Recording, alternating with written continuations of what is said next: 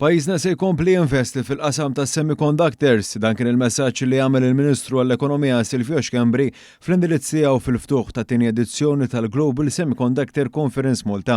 Għal din il-konferenza qed jattendu mal-200 operatur ta' kumpaniji interessati li investu f'pajjiżna f'dan il-qasam li ħalli valur miżjud fl-ekonomija.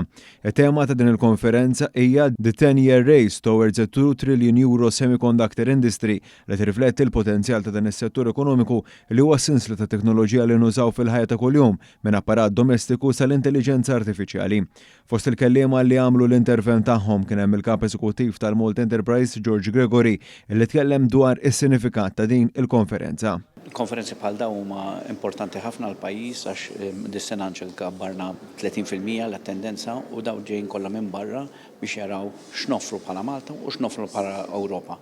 Huwa importanti li jkollna dawn tip ta' konferenzi fejn nistgħu nesponu il-skills Maltin u x'għandna f'dal pajjiż. Kif smajna l-STIħ jkollu l-ikbar back-end operation fl-Ewropa u hekk nistgħu nuru x'għandna bħala pajjiż. Ma dal-istazzjon il-Ministru Xkembri innota sinerġija bejn il-qasam privat u l-Gvern li b'mod partikolari permezz tal-baġit tas-sena d-dieħla ikompli inċentiva tkabbir ta' dan il-qasam. Kien għalhekk li dan il-baġit ukoll allokajna ammont sostanzjali ta' flus jekk hux biskema ta' 60% tax credit għall-investiment li tmur fuq automation jekk hux il-100 miljun li allokajna fuq id-digitalizzazzjoni u teknoloġiji ġodda bħal AI, bħal blockchain, bħal artificial bħal VR u AR.